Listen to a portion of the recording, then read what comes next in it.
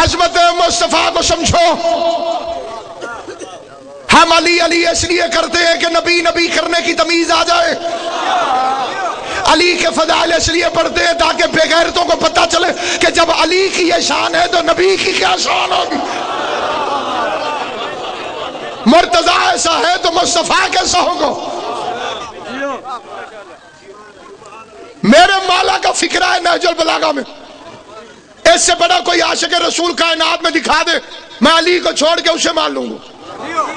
علی فرماتے مقر بالنبی فی بطن الامی، ابھی میں دنیا میں نہیں آیا تھا اور نبی کی تعظیم کرتا تھا. آل محمد تمہیں سلامت ہے. ابھی میں دنیا میں نہیں آیا تھا اور تعظیم مصطفیٰ کرتا تھا. پیغمبر آتے تھے، فاطمہ بنت اسد کھڑی ہو جاتی. شریکوں نے کہا تو چچی ہے، یہ بھتیجا ہے، تو سردار کی بیوی ہے، یہ یتیم ہے، کیوں کھڑی ہوتی ہے؟ کہا میں نہیں اٹھتی. مصطفیٰ آتے ہیں تو علی باتیں کرتا ہے، اما اٹھو نبیوں کا نبی آ رہا ہے. شور مچ گیا. ابو لہب نے کہا میں نہیں مانتا. کیسے ہو سکتا ہے؟ اس نے 10 عورتیں منگوائی، قوی الجثہ، طاقتور.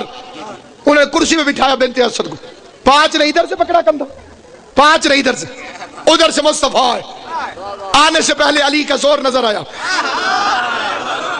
انہوں نے کہا تھا بنت اسد کو اٹھنا نہیں دینا، لیکن بنت اسد ایسی اٹھی کہ 5 اوڑھ کے ادھر جا گری. 5 اوڑھ کے علی اعلان کر رہا تھا. ایک گل اگے نہیں دسنی تسی، میں تاں پڑھدا جڑے چپ دسو.